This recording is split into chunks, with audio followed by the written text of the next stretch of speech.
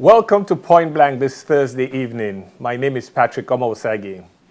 Usually my Twitter handle stays at PJ Osagi. And you can also watch this program on our website, which is MBC Live TV, at any time, anywhere in the world. Again, I say welcome. I mean, you all know what is in the news right now. The ascension of Donald J. Trump to the presidency of America. To a lot of people, it was a shock, a surprise. A lot of people are actually depressed about his winning. There's so many people in America. I mean, when I say so many of the people we know who are big-time celebrities saying they're going to move out of this country now because he has won.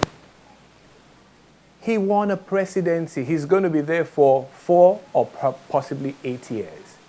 And they're so upset.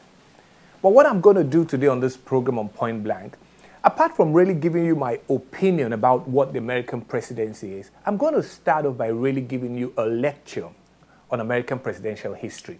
Because I think that is what most people are missing and not really understanding how someone like Donald Trump can ascend to the position of being the strongest person in America. That's the presidency. So I'm going to take a very quick break. When I come back, we're going to start a lecture on American presidential elections.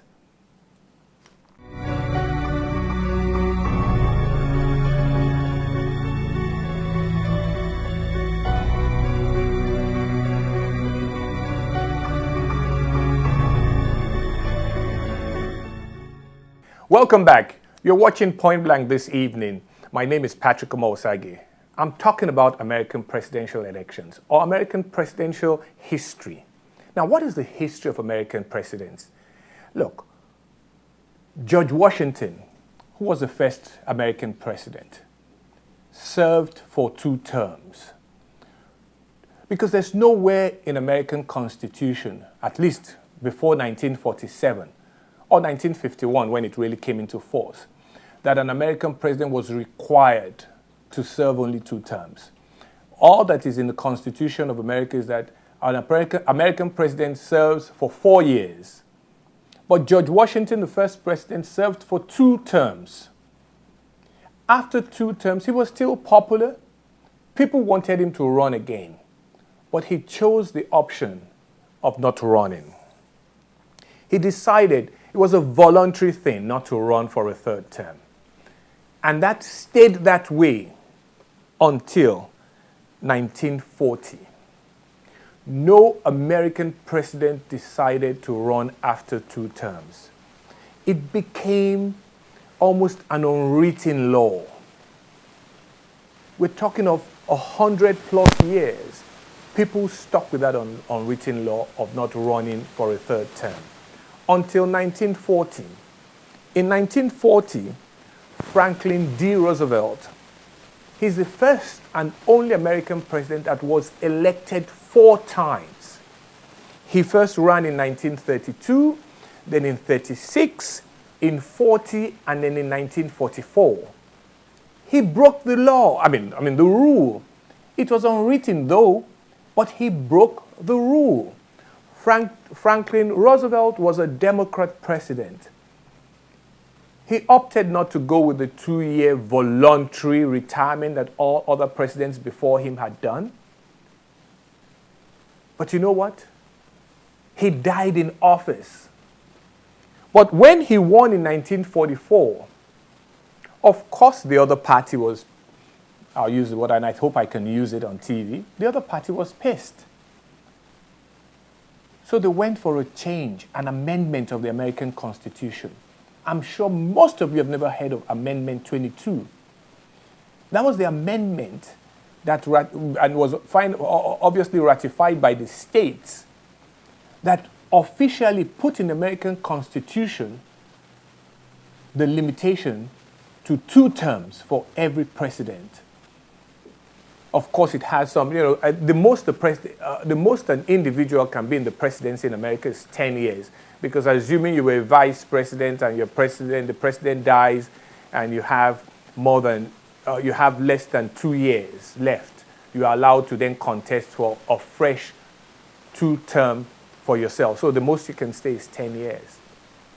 But that law had to be put in place because someone decided to break the unwritten rule of the American presidency. Why do I bring this up?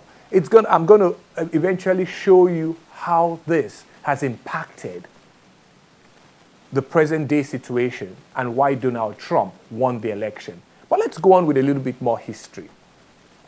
So in 47, the party out of power, obviously the Republicans, decided that they had to do something about this. And they pushed a constitutional amendment ratified by the states in 1951, and it came into being. So from 1948, which was the last time, which was the time that Harry Truman, who took over from President Roosevelt, from 1948 to the present day, only once in American presidential history that one party has been in power for 12 years, and that is 3 terms. There's something about the American culture of fairness. There's something about the American culture of really abiding by certain things. Only once has a party in power been in office for 12 years. And that was between 1980, 84, and I think 88. That is when they contested. That was President Reagan, and President George Bush the first. 12 years. It hasn't happened again ever since. Why do I bring this history up? Because a lot of people, especially my people, especially blacks, especially Africans, especially Nigerians, there's a kind of upset that is going on. People are upset about Donald Trump winning. Those that ever spoke to me over time, I always said, almost impossible for a Democrat to win this election. Of course, I had my doubts because of who the Republicans presented. But over time, during the campaigning, I became a lot more sure that it was just not going to happen that Donald Trump will not be president. History tells us that, but there's a little bit more about American political history that I want you all to know. So I'm going to take another quick break. When I come back, I'm going to show you that part. I'm going to talk to you about that part of American political history that has made Donald Trump the president starting January 20th, 2017. So we'll be right back. Just stay tuned.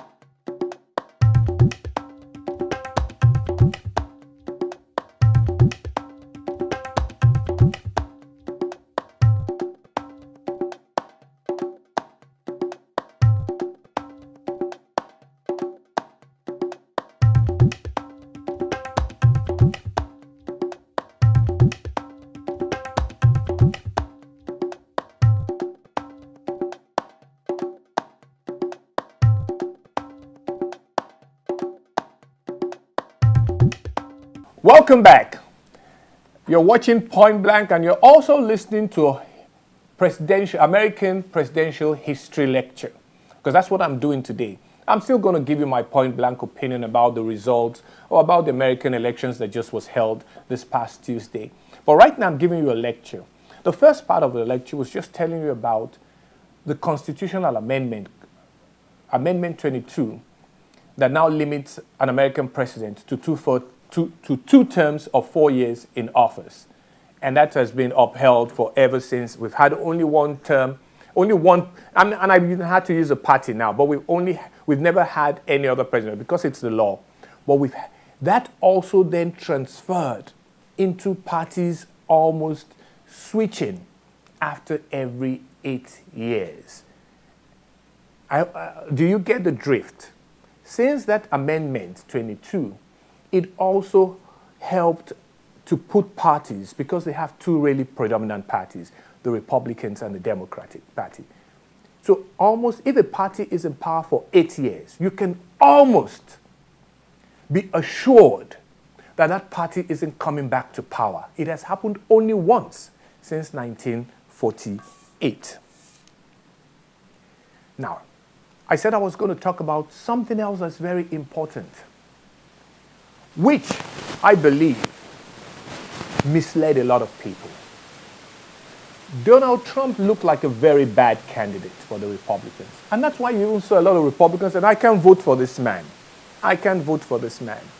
Even past Republican presidents that are still alive, I think only one of them, presidential candidates, even though they didn't become president, but the two living presidents, the two Bushes, said, oh, we can't vote for him. Only Bob Dole, who was a presidential candidate, came out openly and said he would vote, because he looked like a very bad candidate. But that is not the issue in American politics. There's a lot more of history and tradition and a system. They created a system that allows every party almost a chance to stay in power for 8 years and perform. They don't care whether there was an outstanding performance. They usually would change, because I'll give you this example. In all terms and purposes, forget his scandals. Bill Clinton was a pretty good president for 8 years. But they couldn't stay in power after 8 years. Al Gore lost. People can debate whatever they like. The reason he lost was simple. He should have won his state. If he had won Tennessee, where he comes from, he would have been president. But that's not all I'm trying to impress on you, my audience, is that American presidential politics is unique. It has style, it has substance, and it has tradition. That tradition is what upheld, or what stayed true, and that is why Donald Trump is president. But here is what the mistake everybody made. They fell into that trap that Donald Trump was such a bad candidate and that he could never win. That is not what plays. What plays is that Obama, a Democrat, had been in power for 8 years. There's an underlying poll or statistics that is very important. If at all a party can have a chance to stay in power after 8 years, that poll must not be negative. And here is that. There's a poll that normally tracks what Americans feel. Are we on the right track or are we on the wrong track? In the last 2 years, almost 3 years, since after he won re-election in 2012, President Obama has remained very popular as a president, always above 50%. I think he's at 53% now. But the tracking poll of whether this country is on the right or wrong track has always been on the wrong track at 70%. The people think the country is on the wrong track at 70%. 7 out of 10 people think they're on the wrong track. That matters more than the individual, the president's individual popularity. People personally like Obama, but for whatever reason, the people said, no, we're on the wrong track. Could it be the social issues, gay marriage, transgender bathroom? Who knows what it is? But the people say they're on the wrong track. And that is really the key to American presidential politics. The second part of it that everybody missed is what I've really been trying to explain.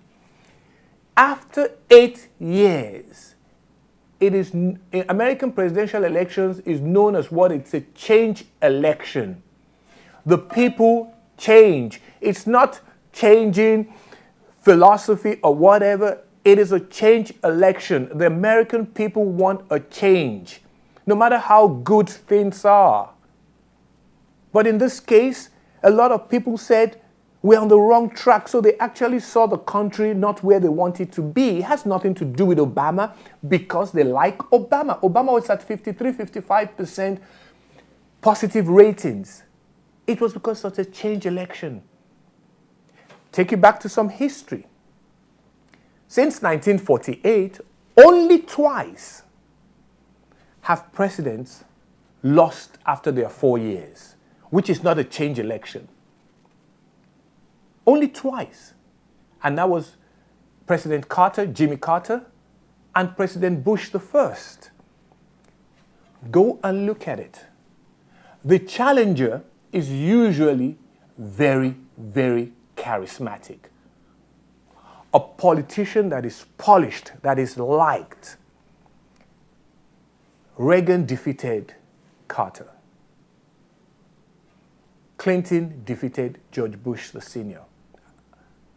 After 4 years. It is not you don't have to do anything wrong as a president. President George Bush the first was very popular. Remember, he had just fought the first Gulf War. He was very popular. But he had raised taxes. And he had promised the people that, read my lips. I'm sure you've all heard about it. Read my lips. No new taxes. He raised taxes. And here comes a young, good-looking, really great politician coming out of a very small town in the south of America, Arkansas, two-time governor of that state, comes on the scene, charms everybody. Remember, he also had women problems just like Donald Trump. People say, no big deal. He looks good enough. We like how he's talking. We like what he's doing. And they voted for him. The same thing with Reagan against Carter. What was Carter's problems? Can you imagine? Those of us from Nigeria, we do understand what fuel queues are. When you stand in line trying to buy gas. Can you imagine that people were standing in line to buy gas in America under Jimmy Carter? It's not his fault. There was an embargo on oil from the Middle East and all that. There were so much problems. But all you had to do was find someone that was appreciated by the people from the outside to challenge the president. He would lose in 4 years. That's what normally happens. Instead of the Democrats to be upset and people trying to riot and all that, what the Democrats should do is to go find someone that will challenge Donald Trump in 4 years. That is assuming that he also now has problems. You find someone and he would lose. You'll get back in power. But for people to be upset and really almost calling this that, oh, the reason that Donald Trump won is because of racial undertones. No, it's American history, American presidential political history. 8 years and we're changing parties. It's as simple as that. Donald Trump didn't have to say anything. Hillary Clinton, I'm going to say it very plainly, point blank. She was a bad candidate. A bad candidate. Maybe they had someone else a lot more admired by people and didn't have a lot of scandals trailing her. Maybe she had a shot. Hillary Clinton lost states they haven't lost since the days of Reagan. 1980, 1984. Michigan. Michigan is a union state. The unions are solidly behind the Democratic Party. It's part of their apparatus. They lost Michigan. They lost Wisconsin. They lost Ohio. It means you're a bad candidate. That's just what American politics tells us. You don't lose certain... Now, look, if Donald Trump, because of his behavior with women, with his lifestyle before now, had lost a state like Mississippi or Alabama in the belt, in the Bible Belt areas, because of his behavior, people in those areas, I'm not going to vote for this guy. It will be the same thing. There were people in Union Homes in Michigan that said, I'm not voting for Hillary Clinton. Why? Because she hasn't addressed, she wasn't charismatic enough to address their issues. American politics in the day, especially now, also in the days of the new media image, in 1960 was just about TV. Now it's about a lot of things. So that's the second part of my lecture. I'm going to take another quick break because I think I need a little drink of water. You know, it's a long time I've been in a classroom that I'm in to lecture, but this is really, I'm feeling it in history of American presidential politics. So we'll take another quick break, and I'll be right back to finish this lecture. Stay tuned.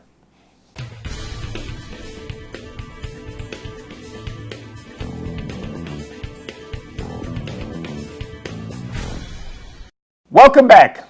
You're still listening or still watching Point Blank, but you're listening to a lecture on American presidential history. I've taught history for many years in American universities, so I'm a little bit familiar with, the history of politics in America. A lot of people are upset that Donald Trump won the presidency. But like I said, a few people that have talked to me over time, I told them really point blank that Donald Trump will be the next president. It used to shock a lot of people, but of course it's no more a shock. He's going to be your next president. I'm sure most of you will be seeing on air, on TV, that he met with the current president, the outgoing president, President Obama today. So he's going to be your next president. Why? But why are people upset? Because people don't understand the history of American politics. And that is why I decided that this program is not to support one person or to be against the other person. It's for you to understand the history of presidential politics. And I've laid that out. I'll do a little bit of summary. Only one time has a president been elected 4 times. I'm not saying that then allowed or caused or upset the other party, but they then put in place a constitutional amendment, Amendment 22, that limits a president, an elected president, to 2 terms in office of 4 years. But even before that amendment, there was never anything in the Constitution of America that said you had to be there. But the first president, George Washington, after 2 terms and 8 years in office, said, I think 8 years is good for anybody. And I honestly believe that too. And that's what held until Franklin D. Roosevelt stayed in power for, he was in his 4th term in office when he died in office. And that's when it all changed. It is part of their history. It's part of what they do. That then transformed or transpired or moved on to being that even after 8 years of a party in power, we know that president can run again. The American people also started saying, we will try the next party. Look, they're the same people. Ideology or no ideology, it made no difference to a lot of people. The vast majority of people that vote don't particularly really care about who the president is. I'm sure you've seen the man on the street thing, and a lot of people don't care who their president is. So every 4 years, you have to come out there and show yourself in order to be president. And I said 2 things for this particular cycle. One, this was a change election. That means a party had been in power for 8 years. So that is, there's got to be change. He can't contest again. There's got to be change. And I said that also has transformed into just not changing the person, but Americans usually change the party. And that's what happened this time.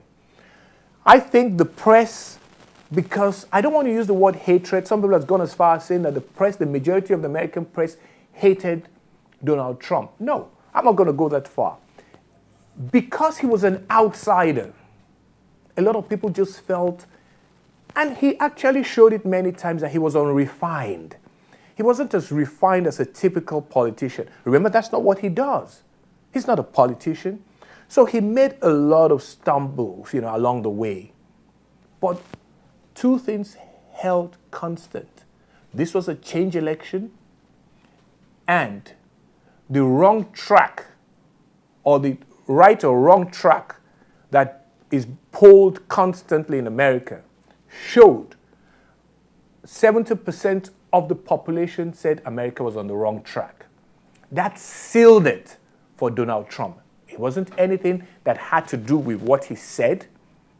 It had more to do with those two things: change election and the wrong track for America. You would wonder, why do people say wrong track?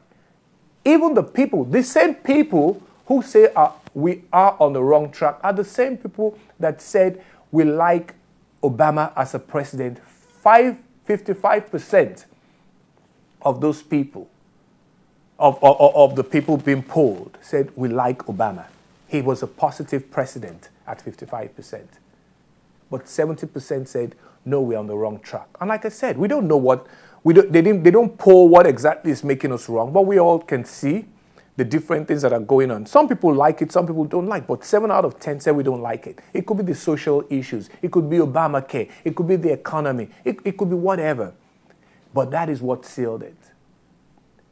All we have to hope for now is that Donald Trump stays true to the American presidency. He should raise himself.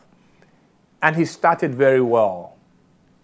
His acceptance speech, or the speech he gave after Secretary Clinton called him to concede, I think was probably one of the better speeches I've ever heard from him. It was very well said. It was very well written. It was really very good. But that is not what the American people voted him into power for. Not to give great speeches, is to work for them. And we hope he does work for them. So I'm going to take one last break. When I come back, I'll really give you my point-blank opinion about this election that just was concluded, and which is bringing Donald Trump to power as president of America and the strongest man, or the biggest, or really the leader of the free world.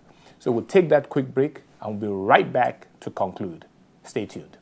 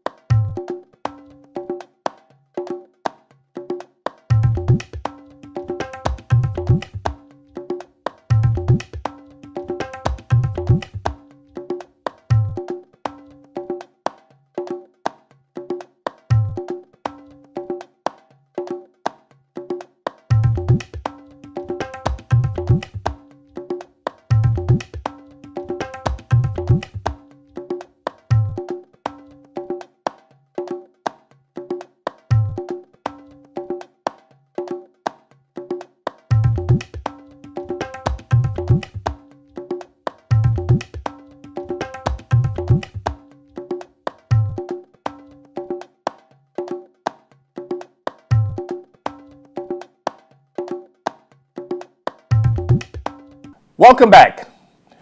I'm sure you probably are either kind of been very entertained and been very well educated on the American politics, because this is really what I like to do, to lecture. And that's what I've tried to do for the past almost 30 minutes. Give you a lecture on American politics, tell you how we got to the 2-term limit for president, and tell you what really underlines the movement or the change in American politics. So here is my point-blank opinion about what has taken place in America. The first thing is that, just like you heard President Obama say yesterday in a press conference, when you lose, it hurts, but you got to move on. I played basketball for many years. I competed for many years. When I lose, it hurts, but I know I have to play again tomorrow. So I get up and dust myself. And that's what I think the Democrats should think about. Do you have someone, and we're going to use a lot of sports cliches here, do you have someone in the bullpen, warming up, who can take over from Hillary Clinton and challenge Donald Trump in 4 years?